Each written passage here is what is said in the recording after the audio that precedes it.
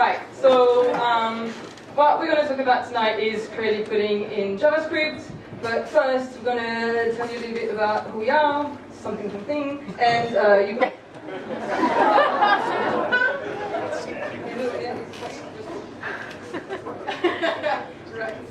Right, so I'm Daisy. I'm a streaming nerd, so could you just be very patient with me?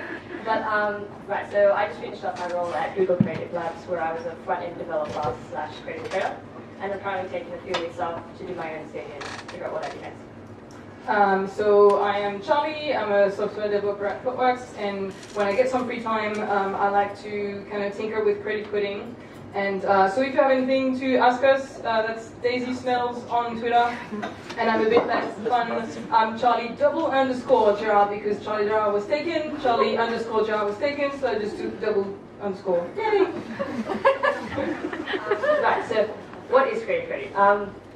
I think there's a lot of disagreement and different views about what creative coding is, but in our opinion, it's just a different way of approaching an application, project, or idea using code, which is usually much more functional, but we think creative coding can be a bit more expressive and experimental. But I think the other big thing that comes with creative coding is the creative process that you go through to kind of come up with an idea and then kind of solve it using different ways of coding. But more on that. Right. So I thought I'd give you a quick example of what creative coding can actually bring to your website with a little bit of thought. So as you can see on the left, that's a basic example of what almost every website looks like with your menu bar and stuff. But I'll just show you this quick demo. Right, so this is a portfolio by a creative developer. I don't remember his name, but you should check out his work. He's got really cool stuff. The internet's really slow. But yeah, why I really like this example is because instead of a stock standard menu, they use SYDJS to create this really cool shape. So there's not much to it, but I just think it's such a clever idea to turn something as mundane and boring as a menu into something really, really creative and really, really fun. But yeah, I mean, I could sit here for like an hour and just play with a fucking menu. Like, very, very cool stuff. Moving on. Alright, so now I'm going to really, really, really quickly run through some examples of some amazing work that we kind of collected that we think touch on different points of stuff that you can actually build with creative coding in JavaScript. I'm also going to speed through this really, really quickly to keep this under 30 minutes. Right, so alright, the first example is similar to the last one I just showed you. It's sort of a creative take on how to display your projects in a nice, interesting way. I mean, I'm pretty sure we've all displayed it in that stock standard way review, right? We've all got one. But anyway, what I really like is that you're presented with a blank screen. So you can choose between 2D or 3D, but they're giving this very, very nice vague thing for draw for navigation. So what the fuck does that mean? But as soon as you start like fucking around with the side, my finger is so sweaty I can't actually draw. But anyway, as you can see, as you started drawing, you make this weird fucked up shape. And as soon as you start hovering over stuff, you're like, oh wow, I can see your portfolio. But what I think this site does an amazing job of is kind of creating this unique experience for every user that comes to it. So yeah, I mean, like, they've created such beautiful code and beautiful designs to go with it that no matter how fuddly your fucking drawings are. I'm so sorry, I swear a lot. It will, right? So, I think that's really cool. So this next example is a music video that was created recently by an agency called Color Monday. And so this was a mobile-first application which asked the user to place their finger in front of their rear view camera. And what it would do, that would start tracking your heartbeat. So as you did that, depending on how fast or how slow your heartbeat was going, as you can see in the video here, it would kind of interact with the character in the music video. So the colors would change, or the dynamics, and the whole look and feel of the video would actually interact with your heartbeat, which I think is a nice way to kind of involve the user in a really subtle but like personal way. Right, quickly. This next example, I think, this is one of my favorite ones. So if anyone does like data viz, I think this is a really nice way to incorporate sort of animations and beautiful designs to create a much more immersive and sort of engaging experience to actually look at a whole lot of fucking data that's probably really boring. So this site is a collection of 400 years of historical events, straight from Wikipedia. But so yeah, you've got this whole collection here, which is like quite confusing to hover over it and all this stuff. But a key thing to know from this website is every interaction, just like watch all the animations that happen with it. I think it's really beautiful. So all of that. But I also like that they kept the functionality of like data views in there as well. So if I wanted to go to the left over here and start to filter by topics, you can kind of do that. But you can also compare two things. So on the top we have construction and the bottom we have connection, or vice versa. So anyway, so you can go through that and hover over them. But then they also give you the added feature of like scrolling and filtering through time. But yeah, what I really love is that the whole website is connected through these really beautiful, gentle animations that kind of tie it all together into this one sort of flowing, sweet experience. But anyway, one more thing to show you from the site, because I think it's really cool. Is this really, really nice, creative way of displaying a timeline of all the events from now all the way back to like the Big Bang. So as you scroll up, so it's like a little tunnel of like data.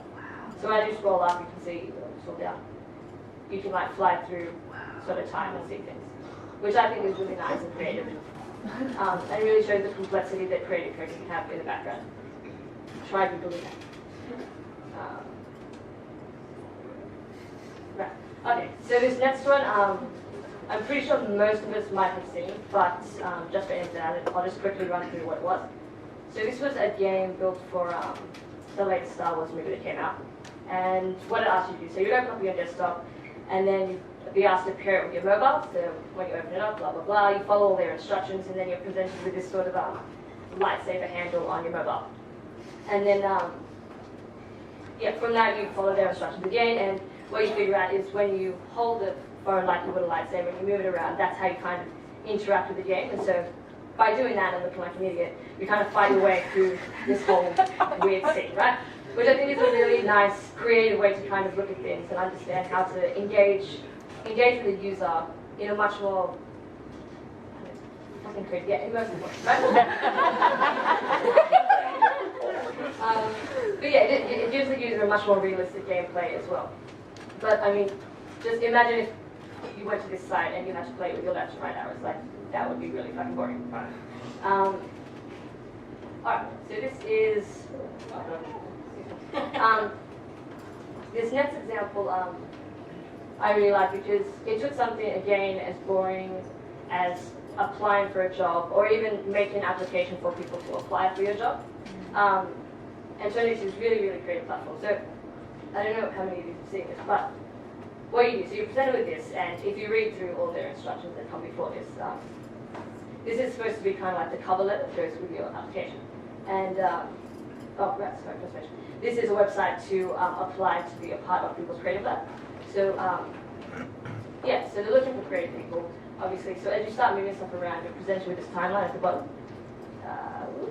And you can move it around and kind of animate things. So, it's all live, and then I really like how it's so seamless, so you don't have to update, like upload anything, attach to your application. Instead, it's all in there. You press next and then you send it away. But what I also liked about this website is what they've hidden in the console. Yeah. So if you follow through this, of course they're not just looking for like designers or animators, which that application clearly looks like it's targeted to. So as a developer, you naturally always look in the console and kind of check out what people built this in with, right?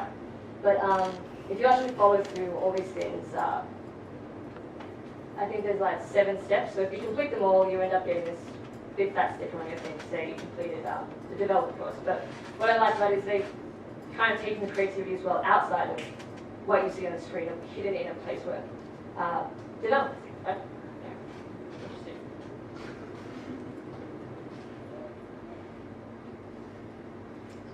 Right, so in terms of augmented reality and virtual reality, so in case you don't know, now you can also do that kind of projects in JavaScript, so in the browser.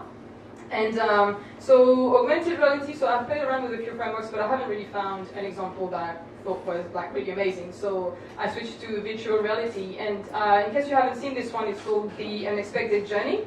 It's mobile first as well, so if you check it on desktop, you will just see like a normal landing page. But if you visit the URL on your phone, you'll be presented with like that split screen. So if you have a Google Cardboard, then you can have like a cheap VR headset Otherwise, if you just look at your phone, that works as well. And you kind of become that little green bird there, and it's a game, so it kind of tracks your head movements, and you're supposed to go in certain circles to earn points and stuff like that. But so I mean, the concept of the game is kind of basic, but the fact that it's 3D live rendering in the browser and it's not lagging at all, like the experience is really pretty amazing, and the fact that you can now have that on mobile, I thought was really interesting.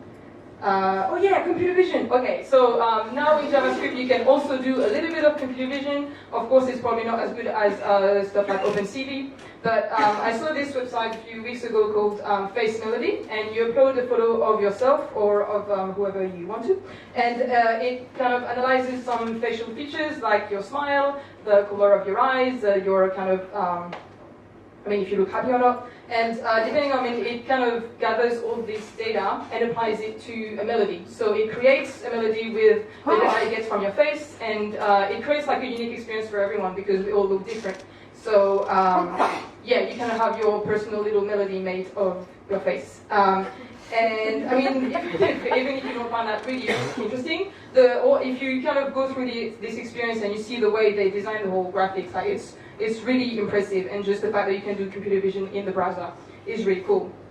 Another computer vision thing is this game called the iZen Challenge that I saw just a few days ago. And so you log on, you kind of visit the URL and you kind of train your eyes to hit targets. So I was really shit at it, as you can see. I can't target properly. But yeah, so it's striking your eyes, and you're like pew pew, and like it hits targets and stuff. So yeah, it's really cool. Yeah. Oh yeah, the value. So I am always really shit at explaining stuff, but I'm going to try. So the value of creative coding. So it is a different way of thinking in the way that instead of having problems of like, oh, how do I do an AJAX request and stuff, AJAX. You can't really Google how do I make particles in a tornado and then it explodes when I click on it. Like, it's not really stuff that you can Google, and the whole thinking that you have to do behind all the animation is really, really interesting. In terms of keeping up to date, there's so much like innovative stuff you can do now in JavaScript that even if you're not interested in building anything, just knowing that it is possible and that it's there, I think is important. It's not only about programming as well, it's also about math and physics and 3D. And even if you were not really good at math when you were in school or something, you can still learn and apply it to something that you can actually see because it's animations. Better user engagement, of course. Using creative coding allows you to really differentiate yourself from basic platforms, and it also creates a really immersive experience where people actually really interact with what you're building. And innovation, of course, if you build something like the Google job application, it's really different from any other job application I've ever built.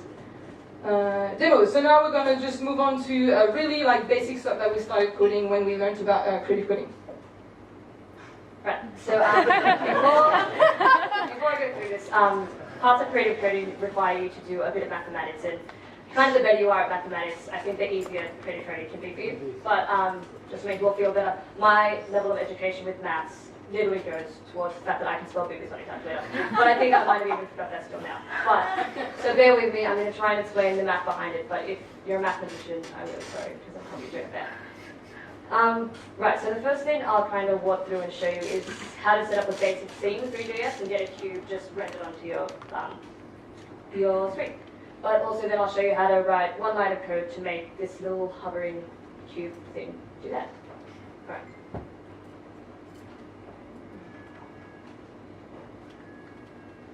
Okay. So wait, and it's hovering. Okay. So in 3JS, you mainly need three things, no matter what, to always get your scenes up and running. You need a camera, you need a scene, and you need a renderer. So I'll show you how to set all these things up while at the same time making a cube. So this here is how you make a camera in 3JS. I won't go too in depth with it. Read the documentation. It's actually really, really easy to understand. But yeah, we can change the position of that camera if you want. You don't always have to. Yeah.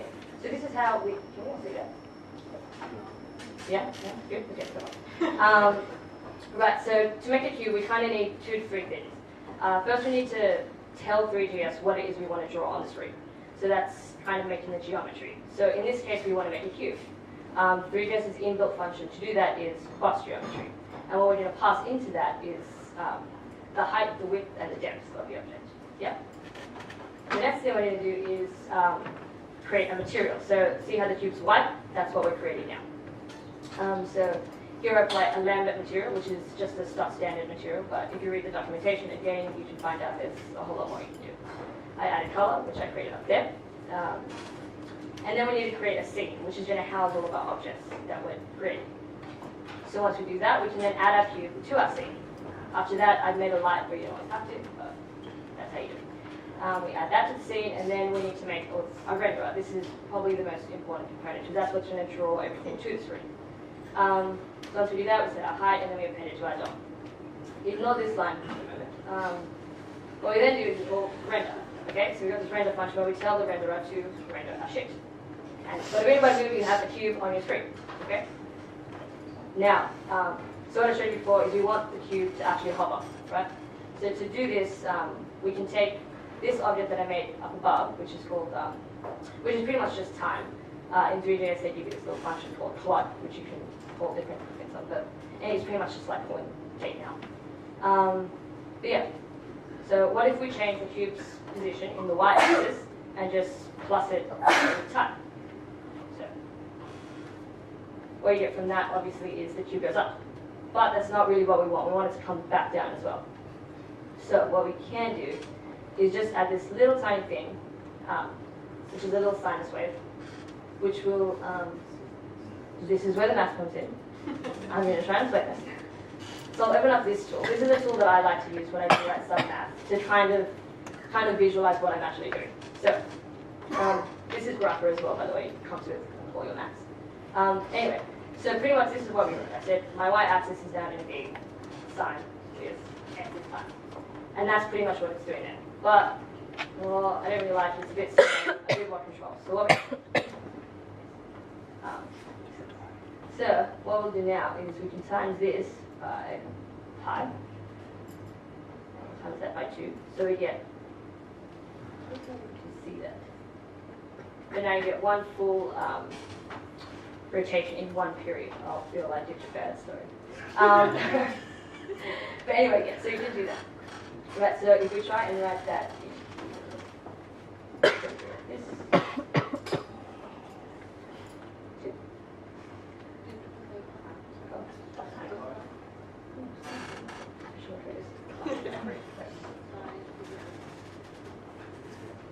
Right. So now we've got that, but now it's moving up and down a little bit. It's pretty small and it's pretty shit, right? So what if we wanted to make it like go bounce a bit higher, right? So we need to increase the amplitude. So what we do again. So I'll show you what it's trying to do. So here, if we times this by 2, like I think you can imagine where it's going to go. Well, it goes up to that 2 line, right?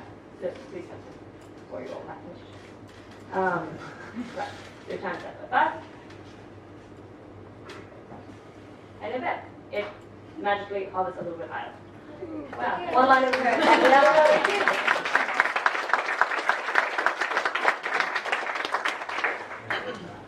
So that's it. I've attached this so you can do it later, but I like to use this when I really get confused about what my sine wave is doing again. If you just imagine your little cube is that middle dot bouncing up and down. But yeah, it's probably wrong. But yeah, so this next demo is, I really like this one because this was one of the first things that I ever worked on that was actually to do with creative coding at all. So, and I think the main thing that I took away from this project was not about the sort of end result, because this was just a prototype, but it taught me all about the stages of creative coding. So just from generating ideas, interacting with other creatives, and kind of flowing ideas back and forth and kind of getting to a point. But anyway, and then also breaking down the ideas slowly. Anyway, I'll skip this. Right, so this was all built with Angular. I know you all love Angular, and CSS.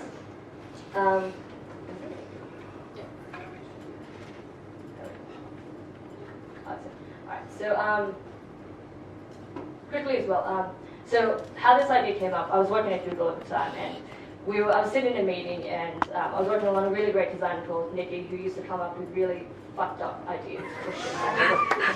Fucked up shit. And this is my first one I was introduced to, and she saw this installation by this artist with all these plots that kind of spin around. I don't know if you've all seen it, but she was like, oh, Dave, what if we make a website where we could like spell out all these words out of plots, and then they would all spin and like spell out letters and shit. And I was like, my face was oh, what the fuck?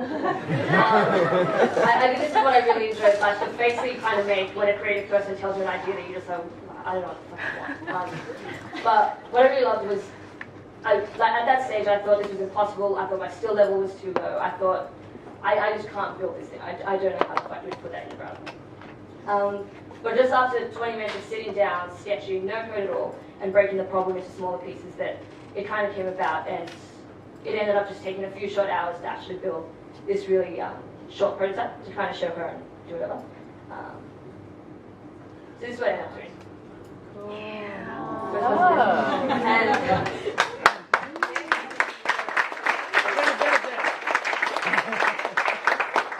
so that was the end shitty prototype, not on this thing, so ignore the ugliness. But all it actually took to make this, the thing that I thought was impossible and was too dumb to build, it took these like 5 lines of Angular code right there. Don't judge me, I was fuddling or whatever. And then also a bit of CSS and this little data structure that I made. So I knew it had to be reusable, and what I made was, it was kind of more like a digital animating plot face, if you like. So pretty much it had these angles, plus it in there, and then it would spin around. Right? Yeah. But the main point of that was kind of the process that I went through, from breaking things down really small, and then trying to make something in the shortest amount of time, and it kind of came out really nicely, I think. Anyway, this example. This example is just a really quick thing, just to show you so the first thing I showed you was how to make a cube with 3JS and make it bounce, right? But if you play around with 3JS enough, you can start to make a little bit more complex things using shaders and GLSL. But yeah, to make weird abstract crap like that doesn't really do anything. But yeah, and here's a short snippet of some of the code. Alright, okay, so we talked a lot about 3JS because it's probably like the main framework used for creative coding, but there's also something called P5JS, which is kind of like processing, but in JavaScript. So processing is like a programming language for visual arts, and P5 is kind of like the adaptation of it in JavaScript. So that's like a really simple sketch. It doesn't really like do anything. It's kind of like 2 donuts rotating. But so if you're familiar with processing or not, so the main function is like, so one function at the top is the setup function that runs once, and this is where you create your canvas, and sometimes you put your background color or something, like everything that doesn't really change, you put it up there. And then you have your draw function that rotates, that kind of like is triggered all the time. And this is where you put your animation. When you rotate different axes, you kind of can increase or decrease the angle of rotation. And you can also create your shape. So that's like very like simple. I mean, like that's just to show you that in a few lines of code you can actually get something to run. And that was I think that was like the first sketch that I did in P5JS. And the documentation, I think, is still being worked on, because that's kind of like, I mean, a lot of people are still working on it, and it's not as good as processing is, but it can run in the browser, so that's pretty cool. Oh yeah, face tracking. So that's like a really, also like a very quick prototype that I'm working on at the moment. I don't even know if it's going to work properly, but the aim of it was to create a kind of 3D world in the browser, and instead of having to move around left and right with my trackpad, I would just use my face. I mean, I would just like move around, and I think it is not. It's not going to work. Wait, I think I need to use that. And is it going to track my face? Is it tracking my face? Yeah. Okay, so it's a bit buggy, and I expect that, that's fine. But if I move around, it's like, oh, I want to look right, and cool. I want to look left, and I want to look down, and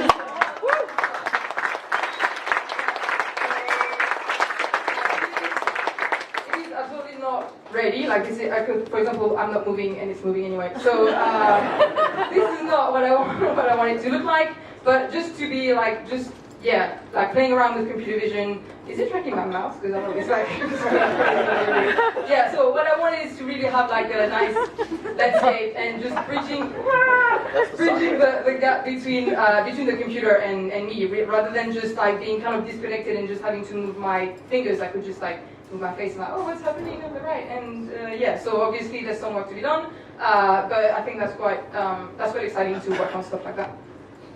What do I have then? Oh yeah, so that was my like really basic first web VR example.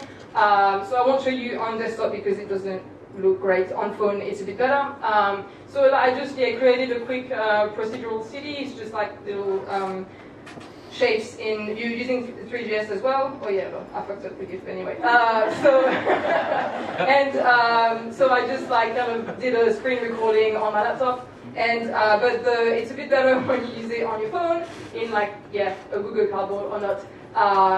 And you just move around and you're able to kind of fly over this virtual city. And yeah, so it is quick. But I mean, I did that in an afternoon following a tutorial. So yeah, the sky is not supposed to be black, but and there's no platform at the bottom. So anyway, but just to show you that if you want to get started with that kind of stuff, it doesn't have to take a very long time. It doesn't have to be really pretty either. Tools. So if ever you are interested in doing that kind of stuff, here are some frameworks. So P5, I showed you like a really quick sketch. SYDJS is the framework that was used in the Google job application. 3JS, of course, is really powerful and really, really, really amazing. Processing.js, you could think that that's the adaptation of processing JavaScript, but not really. I mean, it's not as good as P5, so but you're welcome to try. Pixie and Grapher, which is the tool that Daisy showed you around like making math equations and being able to visualize your waves. Also, we'll share these slides later, so don't worry about like writing down the stuff. Tips. So if you want to get started with this, we would really recommend to look for inspiration, because coming up with an idea is always quite difficult. But if you just look at what other people have done before and you just reproduce what they did, there's nothing wrong with that. If you see something that's really amazing, just like reverse engineer it and try and figure out the little step that people have gone through to come with like the end product is very interesting, and then you can start rebuilding the stuff that people did as well. If you're lucky enough to work with designers, you should really collaborate with them, because if you can't make stuff look pretty but you're interested in the problem solving part, like you can just collaborate with people. It's really good. And of course, start small with quick prototyping. As we showed you, when you get started, you don't really do polished stuff. Like, and at first, that's not the point. The point is to learn and to just build stuff that it's maybe not the best code, but you just learn little by little. Resources, yeah. So some useful links on the left where you can find inspiration. I'm not going to go through all of these as well. We're going to share the slides, so that's fine. And on the right, cool things to check out. And yeah, what do we have next? Woo! Okay, so we are done. If you have any question, don't hesitate. If you don't want to talk to us now, we're on Twitter or somewhere else on the internet. If you're doing anything with creative coding, we'd be really happy to know what you're doing. And if you're looking for a creative coder, you should really chat to Daisy. Thank you.